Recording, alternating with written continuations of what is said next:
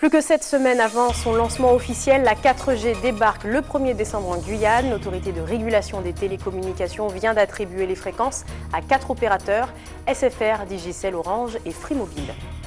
Le mois d'octobre compte toujours autant d'actions de prévention contre le cancer du sein. Chez nous, l'AGEDOC invite chaque année 15 000 femmes de plus de 50 ans à se faire dépister, une manière de rappeler l'importance de prendre les devants. Enfin, la science en fête depuis la semaine dernière, l'occasion de faciliter l'accès aux sciences et donner envie aux plus jeunes. Exemple à suivre dans une école de Saint-Laurent où une classe a pu découvrir une imprimante 3D et des outils des plus surprenants. Bonsoir à tous, bienvenue dans ce journal. Je vous le disais, elle est au moins 10 fois plus rapide que la 3G. La 4G fait enfin son entrée en Guyane, comme annoncé à la fin de l'année. L'ARCEP vient d'attribuer les fréquences à 4 opérateurs, SFR, Digicel, Orange et le très attendu Free Mobile, qui vont pouvoir activer leur réseau dans tout le territoire au 1er décembre. Explication Stéphanie Puglisi et Caroline Alcide. Le moins que l'on puisse dire est que le gouvernement fait tout pour séduire les ultramarins. Après la loi d'égalité réelle adoptée mardi à l'Assemblée nationale, l'État vient d'annoncer l'arrivée de la 4G en Outre-mer. Une arrivée espérée pour le 1er décembre prochain. C'est en février dernier, après plusieurs mois de retard, que le gouvernement a lancé la procédure d'appel à candidature pour ces fréquences haut débit en Outre-mer. 25 dossiers de candidature ont été remis pour les 7 territoires d'Outre-mer. Parmi les prétendants, l'opérateur Free, connu pour avoir révolutionné le monde de la téléphonie en France hexagonale.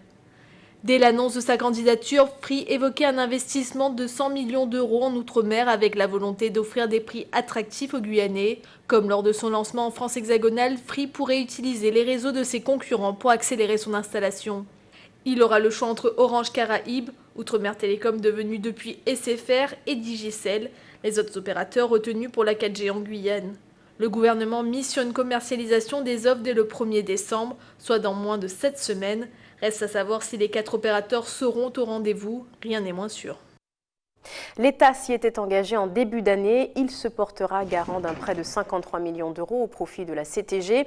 Cet après-midi, la collectivité, l'Agence française de développement et la Caisse des dépôts et consignations ont signé l'accord d'emprunt qui fait suite au protocole du 17 mai dernier. La somme réclamée de longue date par la CTG devrait permettre le lancement de différents travaux. Écoutez. C'est un emprunt qui, historiquement, est le premier emprunt de l'État français par le président Hollande, qui garantit auprès de Bercy donc la solidité du remboursement de la collectivité. Et cet emprunt fait partie des premières avancées du pacte d'avenir que nous avions donc déjà annoncé. Et donc aujourd'hui, cet emprunt va configurer, en tout cas va lever 227 millions en termes d'investissement, avec le retour que nous avons donc expliqué en matière de construction de l'internat de Maripasoula, du lycée de Saint-Laurent, de la construction des casernes de pompiers, etc. C'est un investissement qui est fait à partir d'un plan pluriannuel d'investissement. L'endettement va durer plus de 30 ans et les taux, comme je l'ai annoncé, sont excessivement bas puisque c'est de 1,75 pour la Caisse des dépôts et 1,81 pour l'AFD, qui donc, ou le contraire, mais qui donc sont historiquement les plus bas actuellement. Ça veut dire qu'il va y avoir plus de 5 à 6 présidents d'ici là qui vont devoir exercer.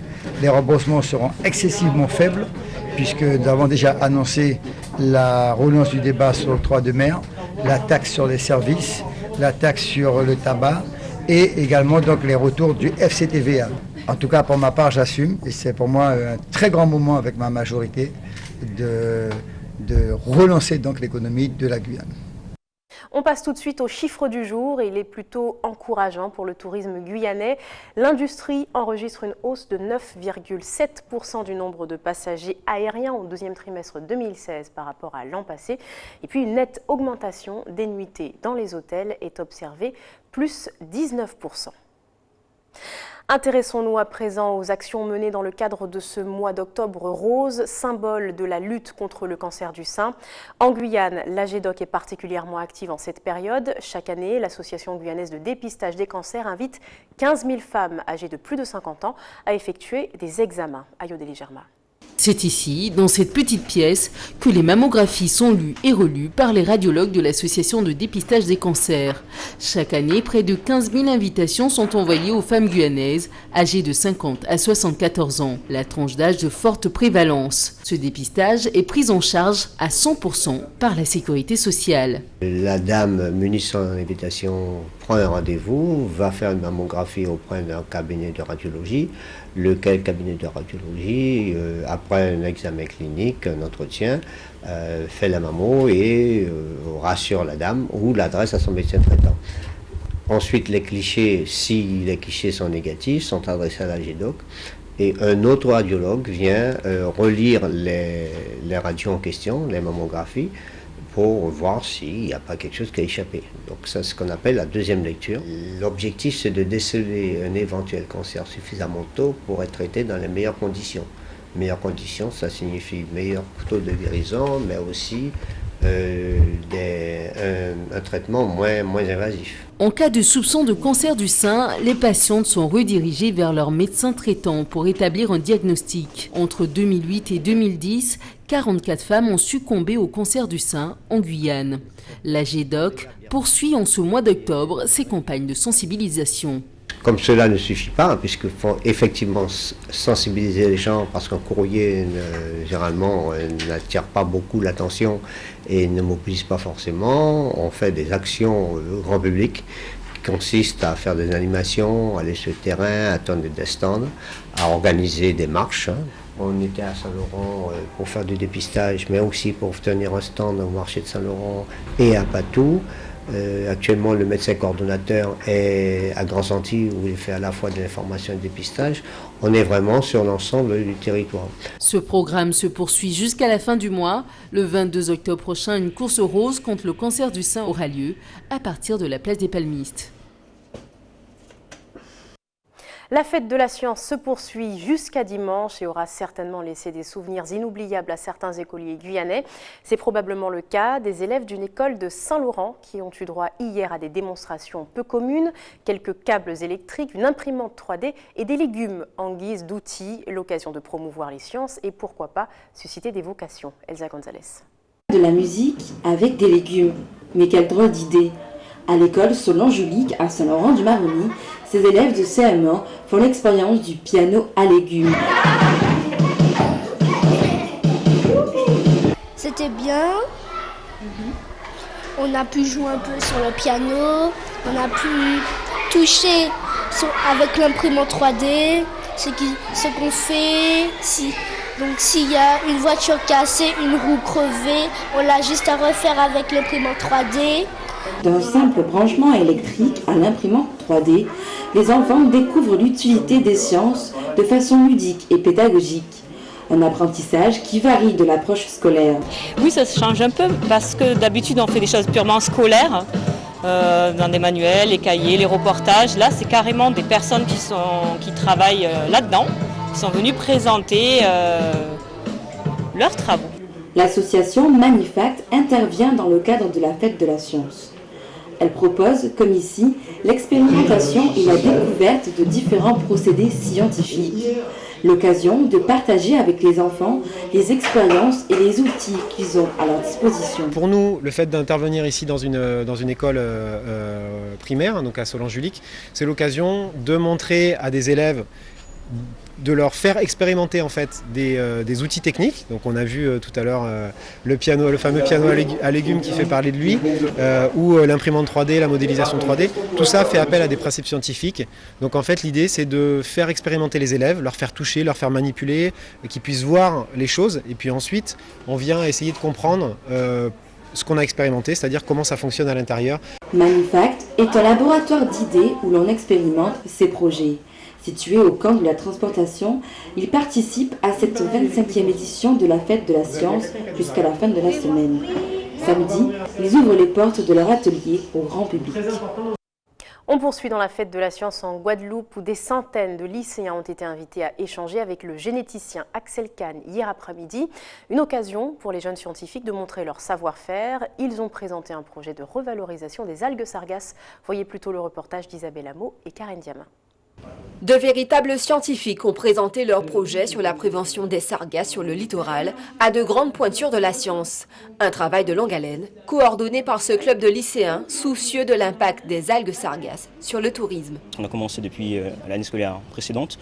Donc les sargasses avaient beaucoup impacté les côtes de la Guadeloupe, sachant qu'on est une île touristique, donc beaucoup de plages ont été impactées et donc ça a fait un petit peu chuter le tourisme et donc l'impact économique s'est ressenti. On a analysé les courants des océans et donc on a vu que les sargasses suivaient le même chemin, donc elles arrivaient toutes du même endroit et donc on regarde en fait aux alentours de la Guadeloupe donc pour prévoir justement l'arrivée des sargasses en sachant en fonction de certains rapports mathématiques et physiques la vitesse de dérivation de ces sargasses et donc leur arrivée potentielle sur certaines côtes. Le club Sentinelle en télédétection du lycée de Port-Louis a 1 an d'existence et a pour vocation de sensibiliser le public à l'environnement. Un engagement salué par le recteur. C'est quelque chose qui est relativement remarquable parce qu'à partir du moment où des élèves sont sensibilisés à des problématiques qui concernent leur territoire, et c'est que la problématique des sargasses c'est une problématique qui est assez prégnante sur le territoire guadeloupéen, c'est quelque chose de très enthousiasmant puisque ça permet aussi à ces jeunes de réfléchir à des solutions adaptées et aussi d'être les ambassadeurs de cette culture scientifique nécessaire pour mieux comprendre les phénomènes et pour pouvoir les enrayer. Pour pérenniser leur projet, les lycéens du club Sentinelle ont mis en place un partenariat avec des entreprises pour valoriser l'utilisation des algues sargasses. Direction le Prêcheur en Martinique, la commune accueille depuis mardi une star très spéciale. Il s'agit d'un spécimen sélectionné pour représenter l'île dans le concours de l'arbre de l'année. Le Zamana a obtenu une distinction du public avec plus de 10 500 voix sur les 20 000 votants. Il succède ainsi à notre fromager. Voyez plutôt le reportage d'Hubert Bornil.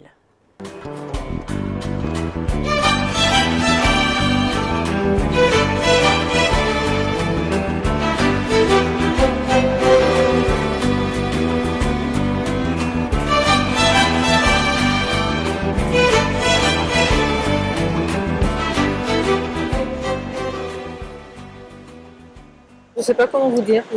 Pour moi, il est gigantesque, immense. Il est trop beau. Il impose le respect. Ah oui, tout à fait. Il impose le respect. C'est exactement ça. Il impose le respect. C'est trop beau. Je suis émerveillée. Remarquable déjà, pourtant les qualificatifs ne manquent pas pour désigner notre Zamana de Céron. Désormais, il faudra dire le plus bel arbre de France. On a voyagé beaucoup en Afrique, donc il y a des grands arbres, mais celui-là, il est particulier. Voilà. Il est très très beau, il est vraiment très très beau. Peu de visiteurs dans la matinée, mais une fois la nouvelle tombée, ce couple habitant Sainte-Luce n'a pas hésité une seconde à faire le déplacement. Ça fait 4 ans que nous habitons ici, nos amis sont venus samedi ou dimanche, et ils nous ont dit c'est extraordinaire, donc on veut vraiment venir le voir, donc c'est ce qu'on a fait. Énorme satisfaction évidemment dans la famille Marot-Desgrottes. La mère étant partie dans l'Hexagone pour le prix, c'est la fille qui nous a accueillis. Oui, un très grand jour. On a gagné le prix du jury pour le Zamana, qui a été élu le plus bel arbre de France à l'habitation Céron, Prêcheur, dans le nord Caraïbe de la Martinique. Vous l'espériez tant? Et on l'espérait, on a tout mis en œuvre pour que ça arrive. C'est enfin arrivé, donc on espère que ça va ramener du monde dans le Nord Caraïbe, faire découvrir cette partie de la Martinique qui est trop peu connue encore. L'instant de joie à peine consommé, le Zamana se positionne déjà pour le concours du plus bel arbre européen. Allez savoir jusqu'où cela finira. Et nous recevons ce soir la chargée de projet multimédia au Parc amazonien de Guyane qui est venue nous parler de ce concours. Claudia Berthier, bonsoir. Bonsoir Kessie, bonsoir à toute la population. Merci beaucoup d'avoir accepté notre invitation. Alors, on l'a vu cette année, le grand vainqueur est martiniquais, c'est le Zamana. Que pensez-vous de cet arbre? C'est un très bel arbre, majestueux. Il rappelle un peu le fromager de par toute la végétation qu'il abrite. Il a une fonction de protéger en fait les habitats, enfin les plantations, le cacao, le café, donc il a été planté à cet effet-là. Et il y a une histoire, puisque c'est un arbre qui a plus de 3 siècles, il y a une histoire avec la nature, les hommes, voilà, il fait partie vraiment du patrimoine naturel martiniquais. Alors de notre côté, en Guyane, après le fromager de Saül, difficile de trouver sa place. Alors, et j'en ai pour preuve qu'il n'y a tout simplement pas eu de candidat cette année. Malheureusement, pas de candidat, déploré Monsieur de Kermel de Terre Sauvage. Alors, il y a de multiples raisons face à, je ne vais pas dire à ce désistement, peut-être que c'est le manque d'information, parce qu'il faut savoir que n'importe qui peut présenter un arbre. Il n'y a pas seulement qu'une institution ou qu'une collectivité qui peut présenter, ou une association. Tout le monde peut présenter un arbre. Alors, le fait qu'il y ait eu des ballottages, il y a eu aussi ce challenge, ce duel avec La Réunion, le Bagnon de La Réunion, des voix qui ont été retirées, trop de polémiques autour. Donc, peut-être que ça a un peu... Peut-être aussi qu'on s'est un peu laissé aller après la victoire du Saül l'année dernière. Voilà, et puis bon, voilà, il faut trouver le bel arbre, et voilà, on appelle toute la population à se mobiliser autour d'eux. On se souvient de ce fameux cliché, on peut l'apercevoir à l'écran derrière vous, voilà, qui a été pris au bourg de Saül et qui a reçu donc le premier prix. C'était quand même une photo du photographe Henri Griffith, voilà. Un cliché exceptionnel, et du coup on peut effectivement se poser la question, faut-il être professionnel, avoir pris une très belle photo pour pouvoir participer au concours? Alors, quand je regarde la candidature de la Martinique, je refais un retour, on voit que le Zamana quand même a eu quand même de très belles photos pour la promotion de l'arbre. Voilà, on a quand même autour de cette candidature une campagne de communication qui est menée. L'Habitation Ceyran, qui est une institution privée, a su très bien le faire. Ils ont mené une campagne sur les réseaux sociaux, parce que l'arbre de l'année, il s'agit d'un concours essentiellement sur les réseaux sociaux. Il faut voter, il faut faire voter, il faut appeler au chauvinisme, et ils ont su le faire. Bon, nous avons eu 30 000 voix parce que nous avons su mobiliser toute la foule, toute la population guyanaise en Guyane et à l'extérieur. En fait, elle a été là notre victoire. C'est-à-dire tous réunis autour de la biodiversité, autour du fromager de Saül, autour de Saül qui a pu bénéficier aujourd'hui. Justement, après cette belle victoire dont on est en train de parler, est-ce qu'il y a eu des retombées particulières à Saül ou même tout simplement en Guyane? Plus de visiteurs peut-être? Alors plus de visiteurs, une présence dans les salons à l'Hexagone et également aux Antilles. Et la commune de Saül disons que... Ils ont déjà cet exercice d'accueillir des touristes. Ils sont déjà à plus de 2000 touristes dans l'année pour une petite commune de Guyane de 80 habitants. Donc, ils sont aguerris à l'écotourisme, à la visite, le belvédère de Saül, c'est-à-dire que quand on monte, on peut déjà voir toute la canopée et voir le village du haut du belvédère.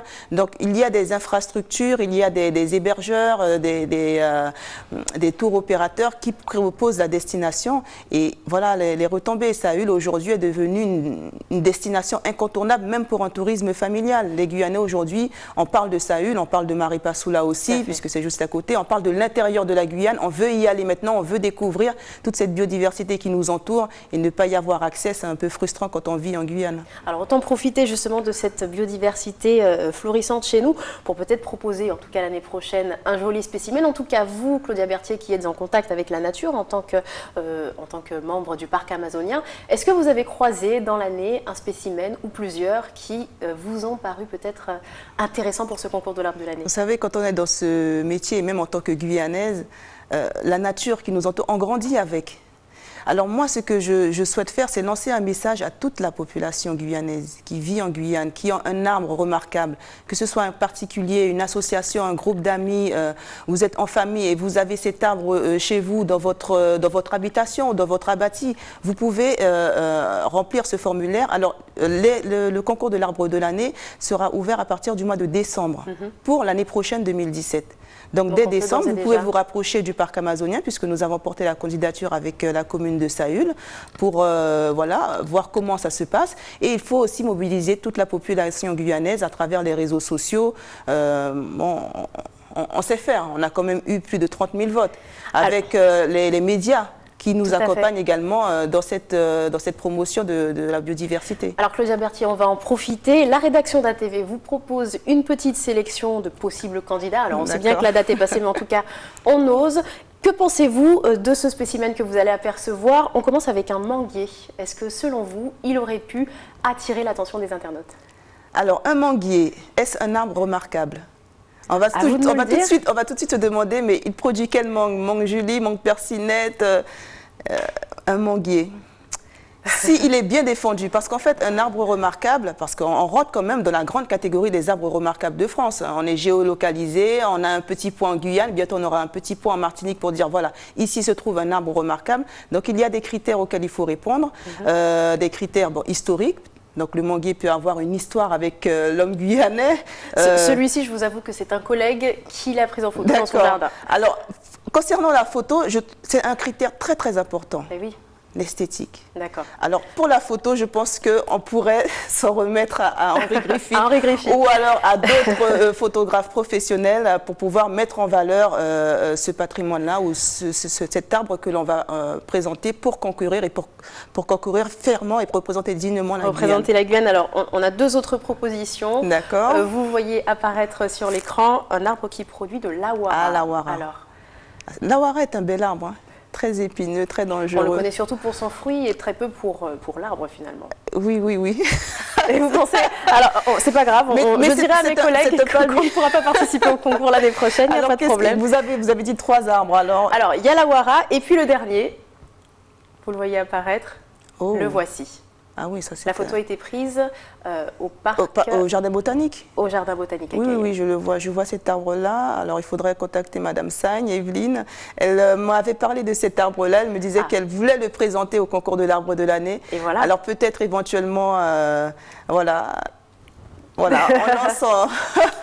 On lance une bouteille à la mer, on espère exact. pouvoir représenter encore mieux la Guyane les prochaines fois. Merci beaucoup Claudia Berthier d'être venue nous parler de ce concours de l'arbre de l'année. Merci beaucoup. On poursuit tout de suite avec toute autre chose. Marie-Laure Will, experte en transformation, organise demain soir à la Chambre de commerce une conférence afin d'apprendre à surmonter l'insécurité et la violence ambiante qui règne actuellement en Guyane. On l'écoute, elle s'est exprimée au micro de Caroline Alcide. Une conférence dite dynamique et pas une conférence classique, dynamique dans le sens où le public va être participatif. Je vais l'amener justement à s'exprimer sur cette souffrance-là, déjà de vivre l'insécurité, la violence. On entend des mauvaises nouvelles tous les jours, des nouvelles qui sont assez dramatiques. La première étape va être d'abord d'accueillir justement toutes ces paroles et ces émotions qui sont là, qui sont latentes et qui ont besoin d'être exprimées. Déjà, cette étape va permettre de faire descendre le niveau d'angoisse. Parce que plus on exprime par la parole, par le verbe, et plus en fait on libère. Ce sont des mémoires que l'on libère, des mémoires émotionnelles tout simplement que l'on libère. Prendre de la distance par rapport à cette peur ambiante qui est là et reconnecter avec nos forces intérieures et venir aussi reprendre notre pouvoir sur nous-mêmes. Parce que la peur, en fait, elle coupe de soi. Vous voulez voir le changement, faites-le d'abord par vous-même. Manifestez le changement que vous voulez voir dans le monde. Donc, le changement, il doit être d'abord individuel. Si une pensée, 2 pensées se mettent à se modifier et à avoir un autre état d'esprit et à faire une sorte d'ondulation comme ça dans tout le pays, à un moment donné, il va y avoir forcément un retournement. Forcément. Un mot de théâtre pour finir avec le lancement de la saison 2016-2017 du Centre dramatique Kokolampou. La compagnie très ancrée dans le paysage culturel de Saint-Laurent depuis plus d'une vingtaine d'années remonte sur les planches samedi avec la pièce Chevelure, une œuvre mise en scène par la compagnie L'Alasonge venue de la région Rhône-Alpes. Un point sur le programme avec la directrice. Cette saison qui démarre pour nous en octobre est une saison qui est consacrée aux compagnies émergentes. On fait le focus notamment sur 2 compagnies guyanaises, 2 jeunes compagnies guyanaises qui sont l'Obifi et les Voleurs de Soleil, qui en décembre nous proposeront des contes. Toutes les 2 travaillent sur la théâtralisation du conte, guyanais est venu d'ailleurs aussi. Nous ferons également un focus sur la création africaine, puisque c'est l'année des Afriques. Nous invitons le spectacle Sonic Congo et nous reprenons Catharsis de l'écrivain togolais Gustave Akakpo. Mais nous débutons en octobre par un projet très sympathique et très pétillant qui s'appelle Chevelure. C'est la compagnie L'Alasonge qui le crée. Alors c'est un spectacle tout à fait original puisqu'il se joue à la fois en salle et à la fois dans les salons de coiffure de la commune. Nous aurons évidemment le temps fort qui est le festival. Alors le festival sera dédié au Tréteaux de France. Avec qui nous allons mettre en chantier les portraits de territoire. C'est un projet très très intéressant puisqu'il va permettre à la population de venir au théâtre, c'est-à-dire de se prêter au jeu du théâtre. Alors à partir de personnes qui seront choisies par un auteur, nous amènerons des personnes à dire des fragments de leur vie, et ces fragments de leur vie seront à leur tour pris en charge par des metteurs en scène. Voilà. Ainsi s'achève votre journal. Voici le rappel des titres à retenir. Plus que 7 semaines avant son lancement officiel, la 4G débarque le 1er décembre en Guyane. L'autorité de régulation des télécommunications vient d'attribuer les fréquences à 4 opérateurs, SFR, Digicel, Orange et Free Mobile. Le mois d'octobre compte toujours autant d'actions de prévention contre le cancer du sein. Chez nous, l'AGEDOC invite chaque année 15 000 femmes de plus de 50 ans à se faire dépister, manière de rappeler l'importance de prendre les devants. Enfin, la science en fête depuis la semaine dernière, l'occasion de faciliter l'accès aux sciences et donner envie aux plus jeunes. Nous sommes partis à la rencontre d'écoliers saint-laurentais qui ont testé diverses machines. Merci de nous avoir suivis. Ne bougez pas. Juste après le journal de TF1, ne manquez pas la diffusion du premier débat pour la primaire Les Républicains. Très bonne soirée à vous. À demain.